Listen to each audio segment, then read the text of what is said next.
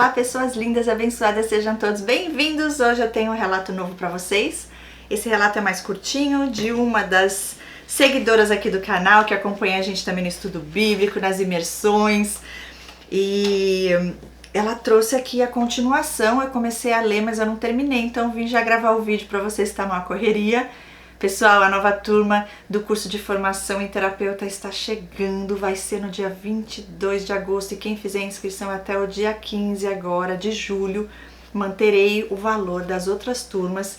Já era para ter mudado o valor, mas eu vou manter até o dia 15 para você que já tá aí com a confirmação de Deus para vir fazer. Chegou a sua vez, era para ser só em março do ano que vem, mas muitas pessoas pedindo para fazer antes, então eu decidi abrir essa turma. Tá bom? É a 5ª turma e eu já consagrei ao Senhor e virá aqueles que o Senhor escolher, aquelas que o Senhor desejar que estejam ali, pois Ele tem propósito maior para nossas vidas. Vamos direto a esse relato então?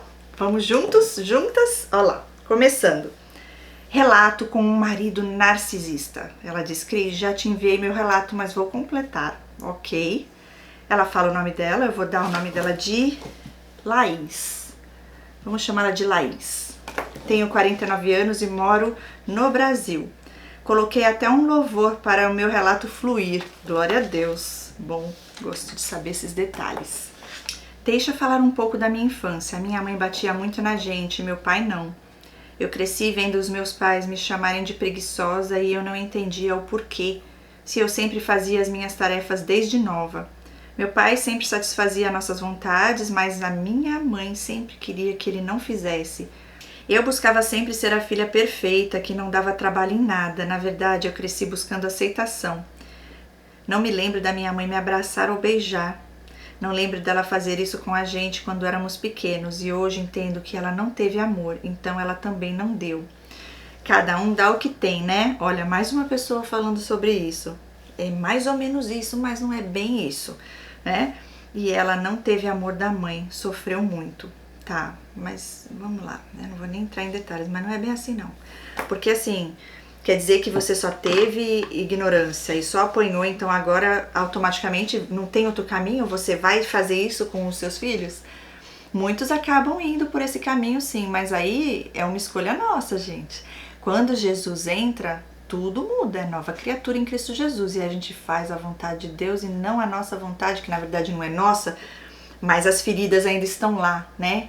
Então tem que buscar em Deus, tem que buscar terapia, cuidar das emoções. A imersão que a gente vai ter agora vai falar sobre isso. É imersão método céu, cura e libertação, sim.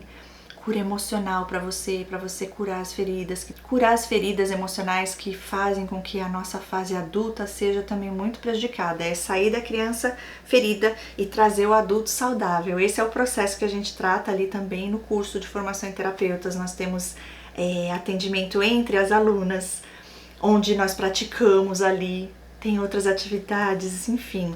Nós oramos, Deus cria uma família ali entre nós nas aulas, cada momento, cada coisa que é compartilhada, cada história de vida, umas ajudando as outras e crescendo em Cristo Jesus, pois somos unidade do corpo de Cristo e cada um com o seu dom e Deus vai usando para ajudar outras vidas a se libertarem também. Então, continuando essa parte da sua mãe aí, né? Não é justificativa para ela não ter cuidado de vocês e ter dado amor pra vocês, ok? Porque às vezes a gente não recebe de um pai e de uma mãe, mas sempre tem uma tia, uma avó, um vô. Não é possível, gente. Continuando, vamos lá. Em 2015 eu estava trabalhando num ambiente altamente tóxico e também fazendo faculdade. Tinha um namorado e meu relacionamento estava bem desgastado porque esse meu ex-namorado era muito acomodado e eu queria um relacionamento, digamos, um pouco mais sério. Eu queria um canto para morar, sair da casa dos meus pais, mas ele não mostrava nenhum interesse nisso.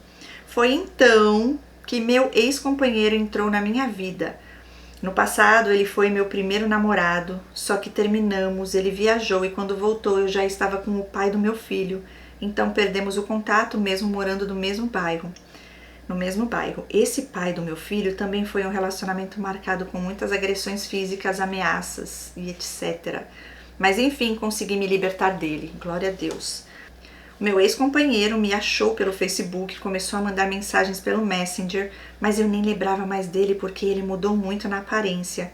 Eu estava com muitas dificuldades financeiras, então mesmo sem termos nada, ele pagou a minha dívida. Se mostrou muito prestativo e isso me conquistou. Bandeira vermelha, muitos fazem isso. Ganha tua confiança ali, agora você sente que tá devendo o resto da vida essa pessoa um favor. Então eu terminei com o meu ex e logo engatei o namoro com ele. E ela fala, vamos chamá-lo de Judas. Nome perfeito. E ela continua, dei brecha para o inimigo entrar na minha vida. No início tudo bem, satisfazia todas as minhas vontades e necessidades. Ele me estudava o tempo todo, buscava sempre suprir tudo. Me ajudava com as despesas de mercado, com medicamentos, com transporte. E logo depois passava tudo na cara, jogava tudo na cara, me dava homens que não existia. Clonou meu celular, me rastreava via satélite, me seguia, me ligava pelo Messenger, Instagram, WhatsApp. Sempre aparecia do nada no meu trabalho, academia, seguia o ônibus que eu pegava para ir trabalhar, era um inferno. Terminei com ele várias vezes e ele me esculhambava pelo WhatsApp depois com a cara mais limpa, aparecia na minha casa, no meu trabalho. No meu aniversário fazia questão de enviar flores ou ia pessoalmente no meu trabalho mesmo obrigado.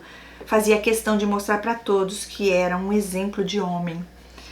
Teve uma vez que ele me mandou tantas mensagens intimidadoras que comecei a compartilhar com amigas e irmãs porque eu já estava enlouquecendo e não sabia mais o que fazer da minha vida. Então a minha irmã me aconselhou a contar para a família dele. Assim eu o fiz. Quando cheguei na casa dele estava toda a família reunida, aproveitei e desabafei aos prantos e ele começou a virar a situação para cima de mim, dizendo que eu não prestava, que ficava de flerte com machos e etc. Flertando, com outros homens. E aí o irmão dele saiu e me pediu para que não fizesse mais isso porque os pais eram idosos e não tinham que estar passando por isso. Nesse dia fui para casa e pedi para que não me procurasse mais e ele começou a perturbar pelo WhatsApp, depois vinha para minha porta e voltamos. Em 2015, devido ao ambiente de trabalho, fui diagnosticada com depressão, síndrome de pânico e ansiedade. E durante esse período foi muita perturbação. Teve um dia que postei uma foto no Face e quando foi no outro dia que acordo, ele e meu compadre brigavam nos comentários porque meu compadre comentou linda. E ele achou aquilo uma afronta e uma falta de respeito e que eu ficava dando ousadia, dando liberdade. Então bloqueei os dois nas minhas redes. Mas quando você ia ver, o dele estava lá comentando as fotos das amigas, linda, maravilhosa, gostosa. Ou seja, cobrava mais, não tinha moral nenhuma para isso. Hipócritas. Eles podem tudo, você nada. Continuei trabalhando, fazendo faculdade com esse relacionamento. Só que ele me afastava de todos, só saíamos eu e ele ou a família dele. E eu fui perdendo minha alegria, meu brilho, minha doença só piorava. Em 2016 fizemos uma união estável para que eu pudesse ter acesso ao plano de saúde dentário, mas toda vez que brigávamos ele tomava os cartões dos planos. Chantagista. Em 2017 eu precisei passar por uma cirurgia e ele adorava tirar fotos minhas quando eu não estava bem. Meu Deus do céu, tirou um monte de fotos minha no hospital. Depois da cirurgia, fui para casa de madrugada e esse homem me acordava perguntando sobre homens. E pasme, me pondo para fora de casa. Da casa que ele sempre deixou bem clara que era dele. Isso porque era umas 2 da manhã. No outro dia agia como se nada tivesse acontecido. Em 2018 concluí a faculdade e em 2019 fiz a minha colação de grau. Convidei ele e a família para ir, mas ele disse que não iria. Quando eu estava saindo com a minha família, ele começou a mandar mensagens dizendo que fez tudo por mim e que naquele momento eu não fiz questão da presença dele, blá, blá, blá. Você convida, ele diz que não e ainda tenta fazer se sentir culpada, né? Você já deve imaginar, né? Ela fala. Não dei ibope e segui, afinal eu estava indo realizar o meu sonho, glória a Deus. Em 2019 também perdi o emprego e aí pra frente a minha vida desandou e durante esse tempo foi só desgaste. Teve momentos bons, não vou negar, mas na maioria das vezes eram brigas. Ele queria que tudo que eu fizesse eu comunicasse, até as músicas tinha que ser do gosto dele. Ele vinha pra minha casa falar mal de mim com os meus familiares E ele conseguiu colocar a minha mãe contra mim. Ele mandava mensagens para as minhas irmãs, minhas primas, amigas, e sempre dizendo que eu era preguiçosa, não fazia nada. E eu me acabando na casa. E ela diz, eu não gosto de cozinhar, mas mesmo assim fazia. Eu cresci ouvindo meus pais me chamar de preguiçosa e essa palavra me deixa irritada. E ele descobriu isso e usava só essa palavra com todos para me irritar e conseguia sempre. Ele é o tipo de pessoa que sente e calcula tudinho o que vai fazer. Ele nunca age com impulso. Esse daí já é mais psicopatinha, hein? Em 2018, meu tio começou a emprestar a casa da ilha para passarmos as férias. Aí a minha irmã passou a ir, foi uma salvação. Minha irmã começou a observar como ele me tratava e começou a contar para minha mãe. Aí sim ela passou a acreditar em mim. Sempre que tinham pessoas com a gente, ele gostava de se aparecer e de me diminuir com piadas sem graça, colocando defeito em mim, gritando comigo. Até então eu não o conhecia, não o reconhecia como narcisista e sim como psicopata. Sim, mas tô achando que é mais psicopata mesmo. Todo psicopata é narcisista, mas nem todo narcisista é psicopata, né? Meu estado só se agravava e eu relacionava a todos, menos a esse relacionamento. Gente, tem muita mulher aí com síndrome do pânico, ansiedade e acha que às vezes é do trabalho, que é dela mesma, mas não, é desse relacionamento.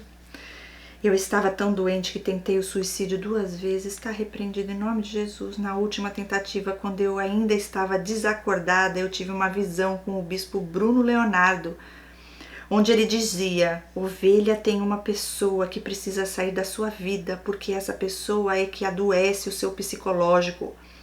Quando eu olhava para o celular, eu via a foto dele, aí o bispo disse, é esse mesmo. E ele dizia, você vai sofrer, mas vai ter que sair. Mas aí eu vi o tempo passar e achei que era uma profetada. Bom, os anos se passaram, continuaram as brigas, meu estado piorando, com o desemprego, então eu me tornei totalmente dependente dele.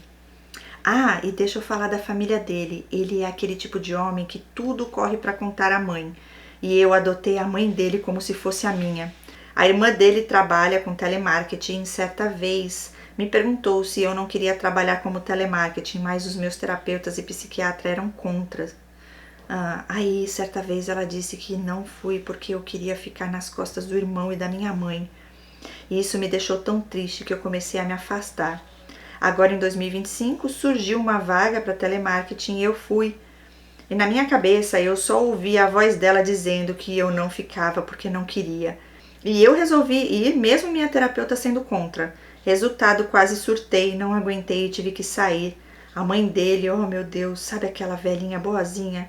Mas acho que na verdade ela está em busca de alguém que fique com ele, porque o mesmo está envelhecendo e não poderá contar mais com ela. Já que ela também é idosa e via em mim uma presa boa, não gostava de andar nas portas dos outros, não era de muita conversa e com a doença me isolei ainda mais. Não dormia, só à base de remédios. Cada vez a dosagem de remédio aumentava. Usei vários e eu não conseguia me entender. Fiquei totalmente sem foco. E já peguei ele mandando nudes para outras. E como sempre, se fazia de vítima. Esperava eu vir ver a minha mãe para ficar de papo com a vizinha e contava a minha vida. Falando mal, é claro. Levava manicure para fazer unha na casa dele somente quando eu não estava em casa. E quando comecei a falar, ele começou a ir para a casa dela. Detalhe, ela mora sozinha.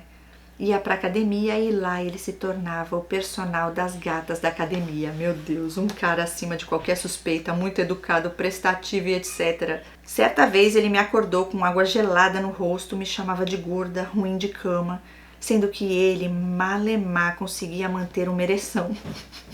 Quando ele me via feliz, rindo, ele ficava com raiva e quando ele me via triste, o semblante dele era de alegria. E certa vez eu achei por 2 vezes o tal do Todala, sendo que ele nunca usou comigo. Tadala, desculpa, é um tal de Viagra por aí.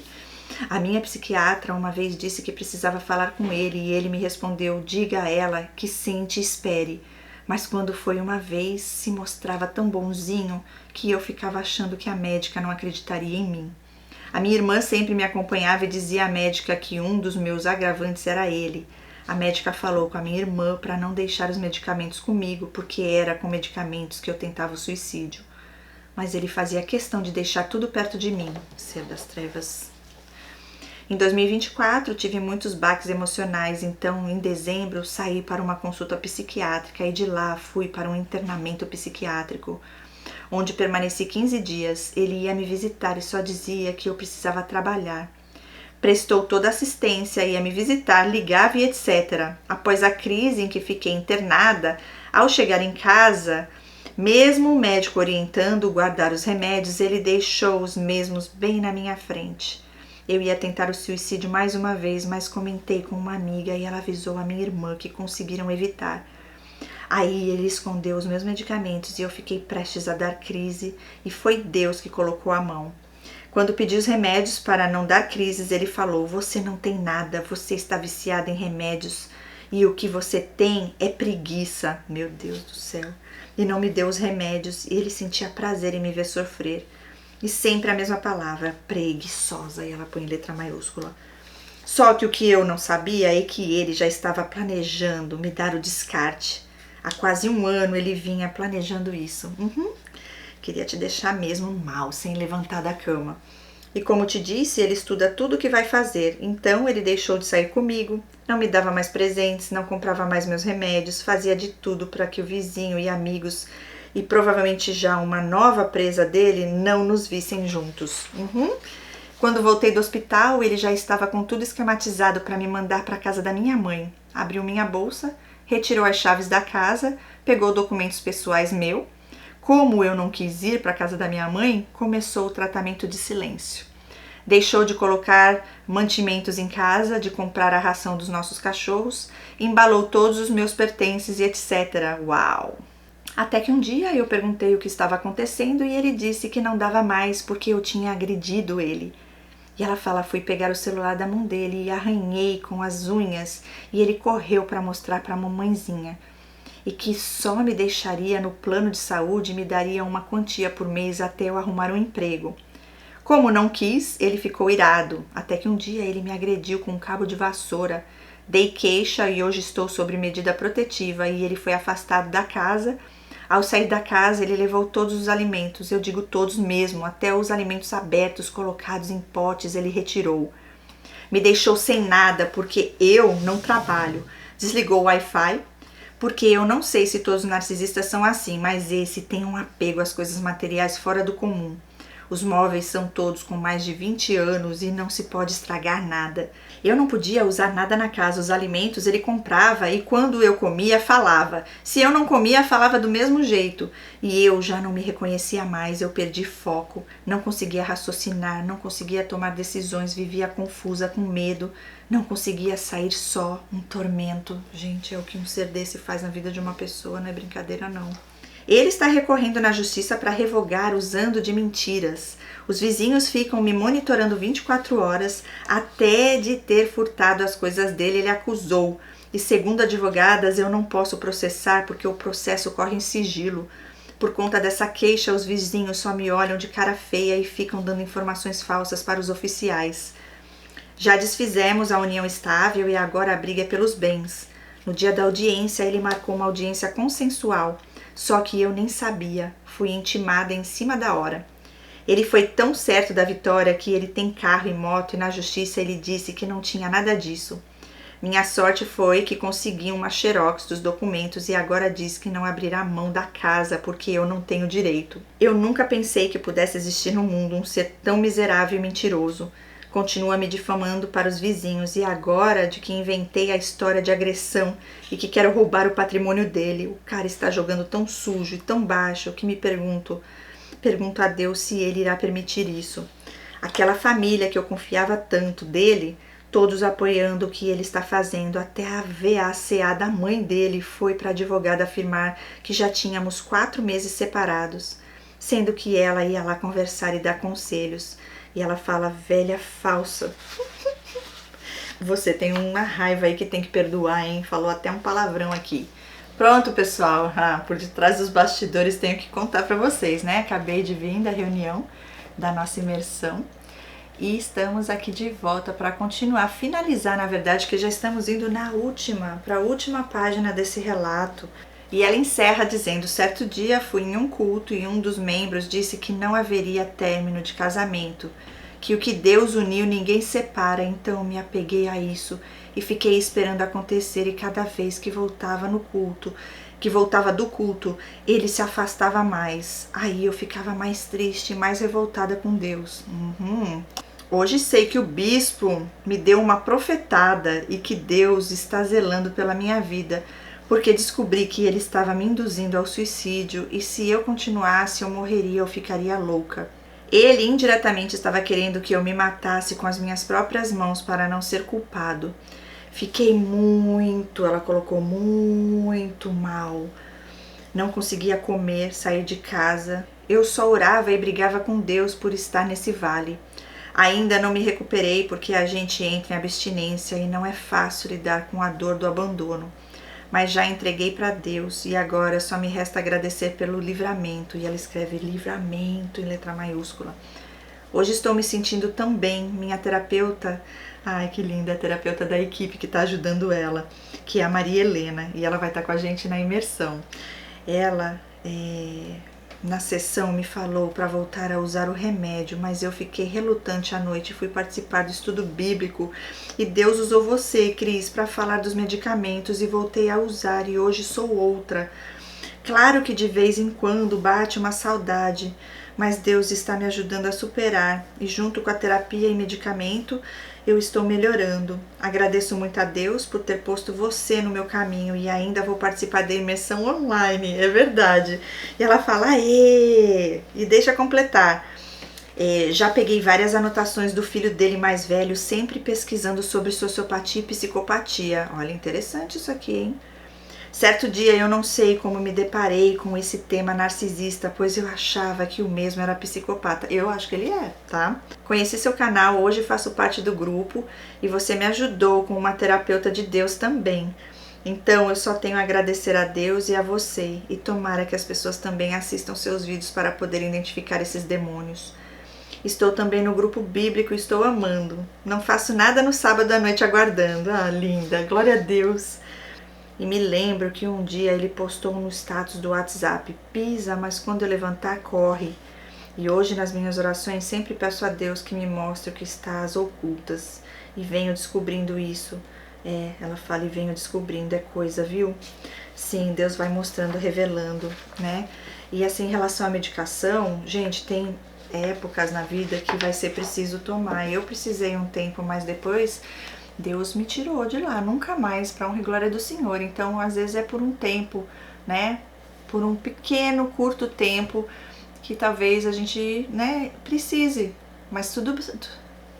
Mas não vai ser para sempre, né? Porque Deus é mais e Ele restaura tudo. Pronto, o que eu queria te falar é o seguinte, muito importante o perdão aí. Eu creio que a Maria Helena já está te ajudando nesse processo. Né, vi um pouquinho de, lógico, não é normal, né, o que você tem passado aí, o que você passou, realmente é uma injustiça muito grande. O inimigo, ele não brinca de ser ruim, mas olha, o nosso Deus é o Todo-Poderoso e o caminho é nunca se revoltar contra ele, porque Deus, ele nos dá livramento, ele está sempre cuidando de tudo. Tem coisas que ele vai deixar a gente passar, mas com certeza vai ser um grande aprendizado e depois você vai entender o porquê disso tudo, pra que disso tudo.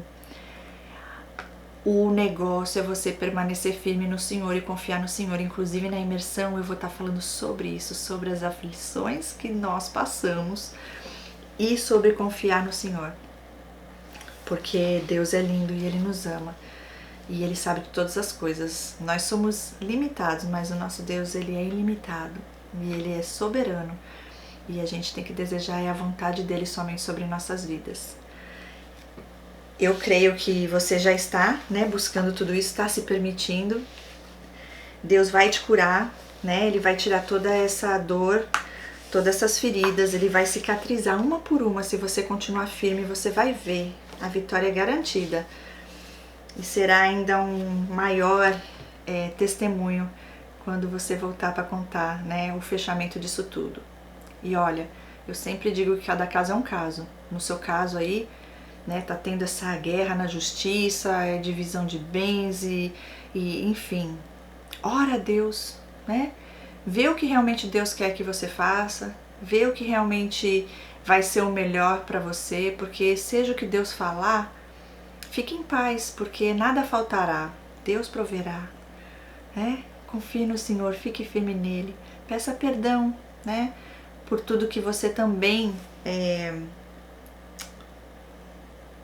em relação a Deus, né? Toda essa revolta contra ele.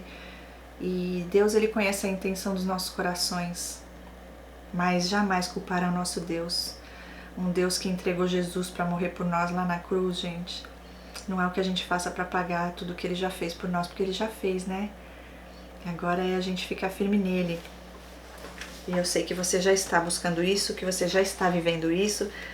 Eu fico muito feliz de saber que você está dando a volta por cima, que você vai estar com a gente na imersão e que você está participando nos estudos bíblicos. Sim, eu vejo você sempre lá. Glória a Deus por sua vida, né? E por tudo que você tem passado, porque olha, como diz Paulo ali, né? Por conta de tudo que ele sofreu, que vidas e vidas e vidas foram alcançadas e que o evangelho chegou a lugares que ninguém nunca imaginou, através do que Deus fez na vida desse homem. Então, vamos ficar aí em paz com o nosso Deus. E aquilo que a gente faz de errado, porque somos falhos, a gente pede perdão e Deus, ele conhece o coração, ele nos perdoa. Agora, o que o outro fez de errado, não carregue esse peso, porque o inimigo, ele é o acusador, ele quer que você se sinta culpado de coisas que você nem fez. Então é entre nós e Deus. Tem nada melhor do que a gente dormir com a nossa consciência limpa, né? E com a certeza de que o nosso Deus, ele nos ama, ele cuida dos seus. É isso aí, gente. Obrigada pelo carinho, obrigada por estarem aqui. Deixe um comentário para ela de força, de ânimo aí, né? Eu não sei o que Deus vai fazer através desse processo aí na justiça, né? Se ele vai falar para você perseverar em relação a isso, ou se ele vai falar para você larga a mão, deixa de esmola para esse ser. O mais importante é você estar livre, porque nós somos libertas e livres em Cristo Jesus. Então o inimigo não tem poder nenhum de fazer nada contra nós. Ele tentou aí várias vezes te induzir, mas eles não têm esse poder, a não ser que você dê esse poder a eles. Ok? É isso. Deus acima de tudo, e aí não tem como dar errado. A vitória é garantida. Beijos a todos, fiquem com Deus e nos vemos em breve no próximo relato. Até lá. Tchau, tchau.